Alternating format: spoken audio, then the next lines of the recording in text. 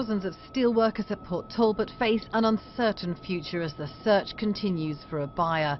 But the problems faced by this industry have become part of the debate about whether the UK should stay in the European Union. China is being partly blamed for the crisis because its cut-price steel has driven down prices. Today, the French economy minister said Britain would be weakened if it left the EU and its 500 million consumers. Today you are strong because you are part of the EU. Because when you discuss about your steel industry with China, you are credible because you are part of the EU, not because you are just UK. You will be completely killed otherwise. You will never be in a situation to negotiate face-to-face with the Chinese because your domestic market is not relevant.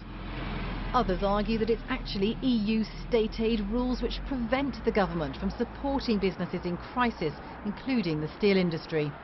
One of the biggest challenges for out campaigners is to explain how the UK would buy and sell goods with the EU. French ministers have dismissed the idea that there would be a quick trade deal after a vote to leave. Campaigners say that's nonsense. Emmanuel Macron may be the French presidential candidate next year.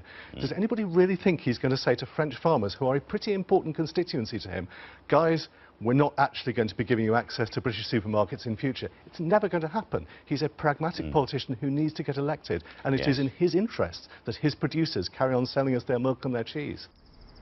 Whether it's a French minister, the head of NATO or the American president later this week, there's no shortage of powerful figures lining up to say the UK should stay in the EU.